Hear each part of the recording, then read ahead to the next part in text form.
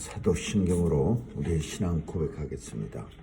전능하사 천지를 만드신 하나님 아버지를 내가 믿사오며 그 외아들 우리 주 예수 그리스도를 믿사오니 이는 성령으로 잉태하사 동정녀 마리아에게 나시고 본디오 빌라도에게 고난을 받으사 십자가에 못 박혀 죽으시고 장사한 지 사흘 만에 죽은 자 가운데서 다시 살아나시어 하늘에 오르사 전능하신 하나님 우편에 앉아 계시다가 저리로서 산 자와 죽은 자를 심판하러 오시리라.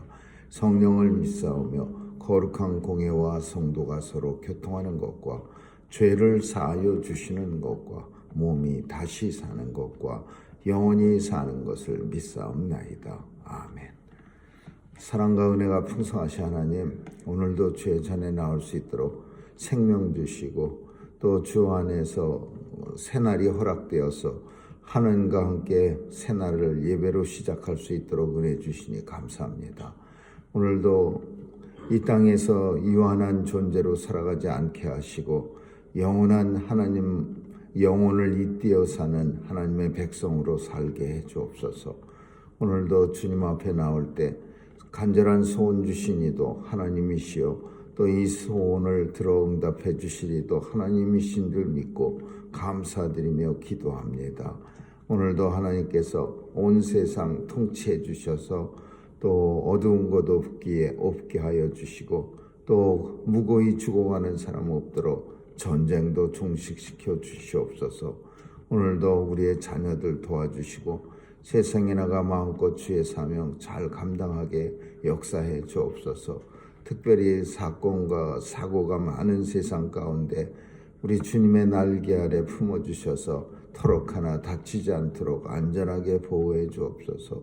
주여, 오늘도 아픈 주의 백성들 기억해 주시고 주님의 놀라우신 능력과 치유로서 일으켜 세워 주옵소서. 오늘도 선교사님들 도와주셔서 귀한 사역 통해 복음 땅끝까지 전해지고 예수님 오실 그날 속히 도래하게 하여 주옵소서. 오늘 하루도 주님 손길에 의지하며 예수님 이름으로 기도합니다. 아멘. 우리 찬양 383장 부르시겠습니다.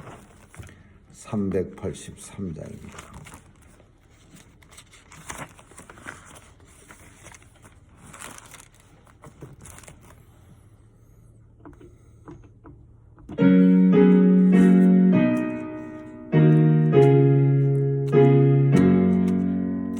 환난과 비방 중에도 성도는 신앙 지켰네.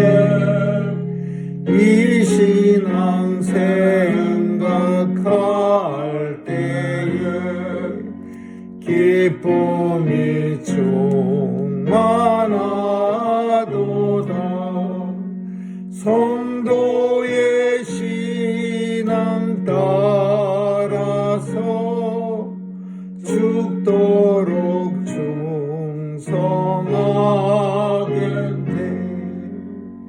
옥중에 매인 성도나 양심은 자유 얻었네. 우리도 고난 받으면 죽어도 영광 되도다. 성도의 신앙 따라서 죽도록 충성하겠네. 성도의 신앙 본받아 원수도 사랑하겠네. 인자한 어느 행실로 이 신앙 전파리라. 성도의 신앙 따라서 죽도록 충성하겠네. 성하겠네. 아멘. 여호수아 4장 보겠습니다. 여호수아 4장 1절에서 14절까지 한 절씩 교대로 읽습니다. 여호수아 4장 1절에서 14절입니다. 온 백성이 요단 건너기를 마침에 여호와께서 여호수아에게 일러 가라사대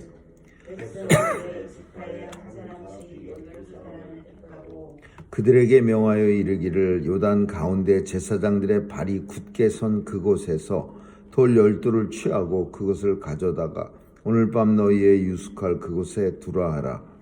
여호수아가 이스라엘 자손 중에서 네 지파에 한 사람씩 예비한 그 12사람을 불러서 그들에게 이르되 요단 가운데 너희 하나님 여호와의 궤 앞으로 들어가서 이스라엘 자손들의 지파 수대로 각기 돌 한 개씩 취하여 어깨에 매라. 이것이 너희 중에 표징이 되리라. 후일에 너희 자손이 물어 가로되 이 돌들은 무슨 뜻이요 하거든 그들에게 이르기를 요단물이 여호와의 언약궤 앞에서 끊어졌었나니 곧 언약궤가 요단을 건널 때 요단물이 끊어졌으므로 이 돌들이 이스라엘 자손에게 영영한 기념이 되리라 하라. 이스라엘 자손들이 여호수아의 명한 대로 하되 여호와께서 여호수아에게 이르신 대로 이스라엘 자손들의 지파수를 따라 요단 가운데서 돌 12를 칠하여 자기들의 유숙할 곳으로 가져다가 거기 두었더라. 여호수아가 또 요단 가운데 곧 언약궤를 맨 제사장들의 발이 선 곳에 돌 12를 세웠더니 오늘까지 거기 있더라. 궤를 맨 제사장들이 여호와께서 여호수아에게 명하사 백성에게 이르게 하시니 곧 모세가 여호수아에게 명하니 다 마치기까지 요단 가운데 섰고 백성은 속히 건넜으며 요단 모든 백성이 건너기를 마친 후에 여호와의 궤와 제사장들이 백성의 목전에서 건넜으며 루벤 자손과 갓 자손과 므낫세 반지파는 모세가 그들에게 이른 것 같이 무장하고 이스라엘 자손보다 앞서 건너갔으니 4만 명 가량이라 무장하고 여호와 앞에서 건너가서 싸우려고 여리고 평지에 이르니라. 그날에 여호와께서 모든 이스라엘에게 전해서 여호수아를 크게 하시매 그의 승전한 날 동안에 백성이 두려워하기를 모세를 두려워하였던 것 같이 하였더라. 아멘. 거기까지 읽겠습니다.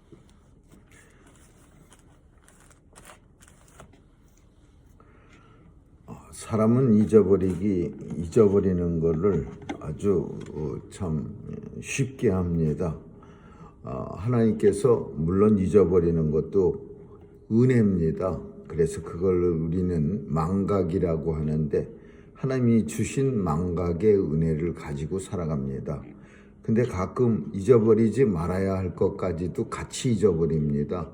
그래서 망각이라는 것을 하나님이 은혜로 주셨는데 하나님의 은혜마저 잊어버리면서 사람은 하나님의 뜻대로 살지 못하게 됩니다.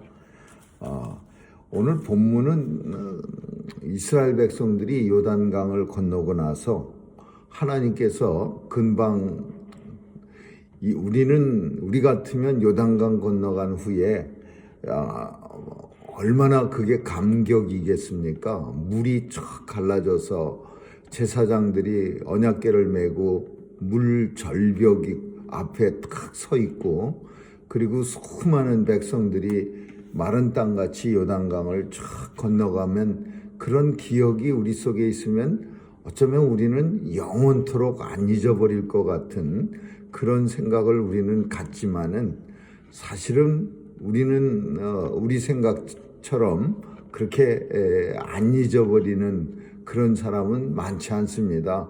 어쩌면 요단강 건너가서 한 일주일만 지나면은 언제 그랬냐는 듯이 그렇게 새카맣게 잊어버리고 하나님의 은혜에 대해서는 기억이 안 나는 그런 사람들도 많이 있을 겁니다.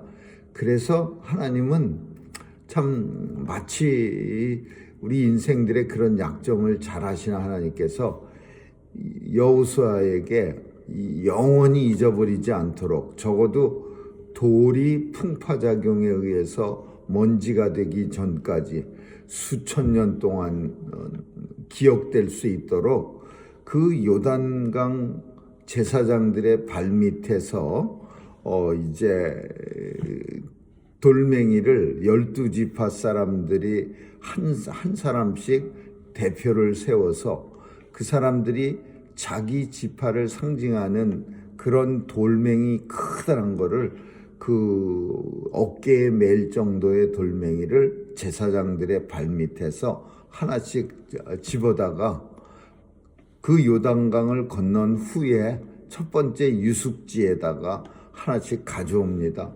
그러니까 각 지파별로니까 12개의 어깨에 맬 만한 돌이니까 상당히 큰 돌이 이렇게 세워져서 돌로 만든 기념비가 됩니다. 그래서 그 지파별로 이제 이름을 쓰고 그리고 땅에다가 이렇게 봉분처럼 이렇게 세웁니다. 그래서 사람들이 이 돌멩이는 뭡니까? 그러면 하나님께서 우리를 요단강 건너게 해주신 것을 기념하기 위한 그런 기념비입니다. 이렇게 해서 모든 사람들로 하여금 자자손손 잊혀지지 않도록 하나님의 이 놀라운 은혜를 잊혀지지 않도록 그렇게 새겨놓는 거죠. 거기다가 하나 더해서 오늘 본문 보면 여호수아가 요단 가운데 언약궤 맨 제사장 발이 선 곳에 돌 12를 세웠더니, 그러니까 이게 뭐냐면 여호수아가 세웠더니 그랬으니 여호수아도 세웠다 그렇게 말하거나 12사람의 지파를 가지고 와갖고 12사람들이 돌멩이를 세웠고 여호수아는 제사장들의 발밑에 그 요단강가 안에다가 12를 돌멩이를 갖다가 세워서, 그래서 강 속에도 기념비가 있고 강 밖에 길갈이라고 하는 그 첫 번째 유숙지인데 그 이스라엘 백성들이 강을 건너서 잤던 데인데 거기에도 세워지는 거야. 그러니까 물 안에도 요단강 안에도 세워지고 요단강 밖에도 세워지고 곳곳에 기념비가 세워지는 거예요. 왜 이렇게 하나님이 하시느냐? 6월절이라고 하는 절기를 우리가 얘기하는데 이 절기가 그냥 이스라엘 백성들한테 신나게 놀고 먹고 그냥 모여라 그런 의미가 아니라 절기는 하나님의 은혜를 기념하는 기념비, 돌멩이 같은 겁니다. 6월절이라고 하는 절기는 하나님이 애굽 땅에서 이스라엘 백성들을 갖다가 인도해 내셨다, 구원해 내셨다라는 것을 기념하는 절기예요. 그러니까 6월절 절기를 아주 자자손손 수도 없이 지금까지 5,000년을 지키면서 그 6월절 절기를 그냥 멍하니 지키는 사람도 있겠지만은 사람들은 그래도 6월절 절기를 지키면 그때 우리 백성들이 애굽에서 종노릇할 때 하나님께서 애굽의 장자들을 다 죽이기까지 하면서 이스라엘 백성들을 이제 가나안 땅으로 인도해 내셨지, 이거를 기억하라는 거예요. 그래서 이 길갈의 돌들의 증거, 이 돌 12돌 요단강 밑에서 나온 돌을 이스라엘 백성들이 보면서 마치 6월절을 지키는 것처럼 그 돌을 보면 하나님이 우리가 참 요단강이 몸에 거두는 시기라 물이 아주 많을 때에 우리를 건너게 해 주셨지. 참 마른 땅처럼 요단강 바닥을 밟고 건넜지. 이러면서 기억하는 거야. 근데 참 안타깝게도 홍해 바다에서는 하나님이 그렇게 말씀을 안 하셨어. 하나님이 홍해 바다를 건널 때 우리가 잘 살펴보면 거기는 사건이 많았습니다. 홍해 바다 건널 때는 애국 군사가 600개의 병거를 가지고, 병거는 전차 같은 건데 번쩍번쩍거리면서 그 바퀴 옆에 칼날이 달려 있어서 한번 스치면 사람들이 죽는 그 영화 같은 데 보면 로마 군인들이 말로 끌고 다니는 그런 전차를 말하는데, 600개의 전차를 끌고 와서 이스라엘 백성들을 죽이려고 했고, 또 뒤에는 홍해 바다가 물결이 넘실거리고 있었어요.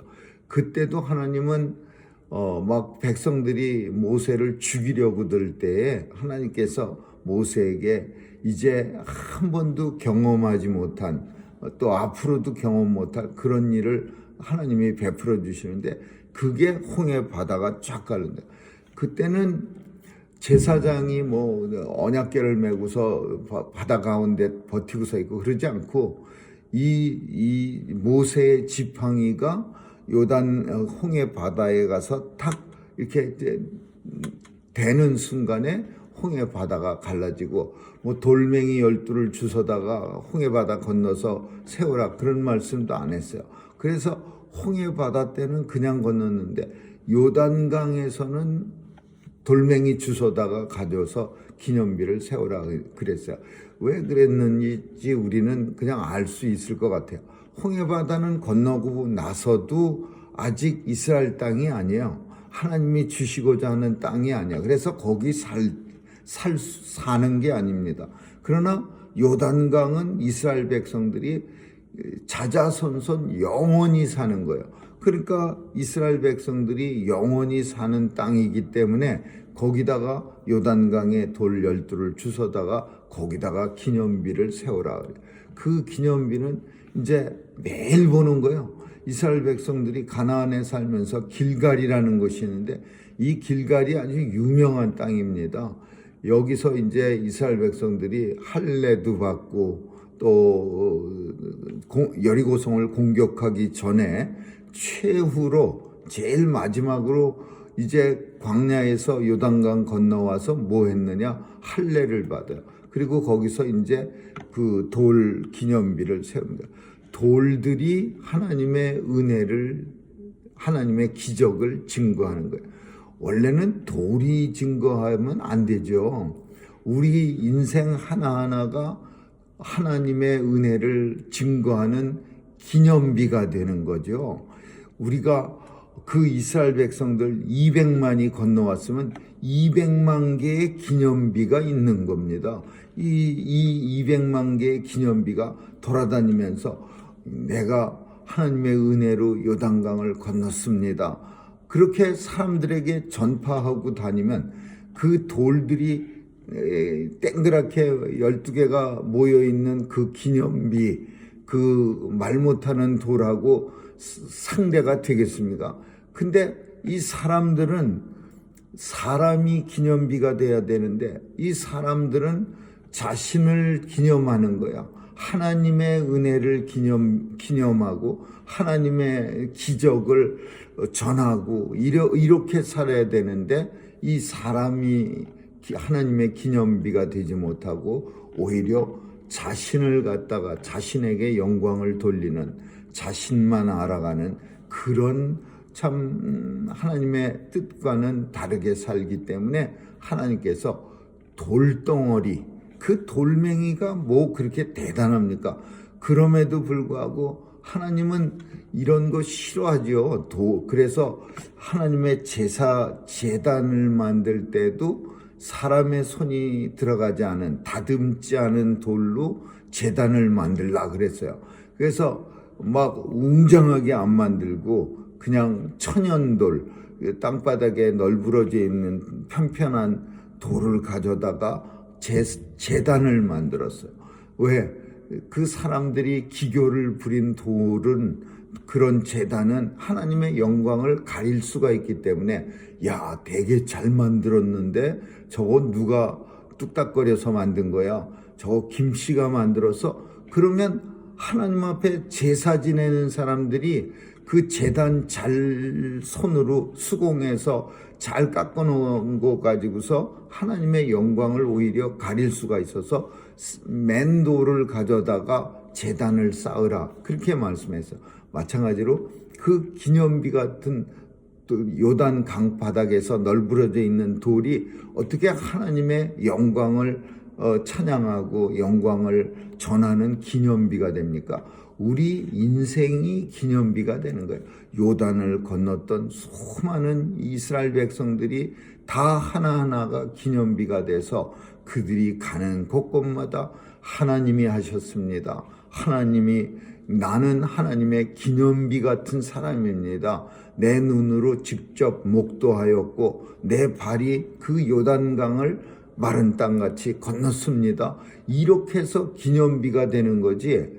오죽했으면 이 본문을 읽으면서 하나님이 오죽했으면 돌멩이 집어다가 그 길갈 땅에다가 12개 세워놓고 그걸 바라보면서 내가 너희에게 베푼 은혜를 좀 기억하라 이렇게 하소연하고 있는 것 같은 그런 느낌을 받게 됩니다. 우리 인생은 하나님 앞에 기념비입니다.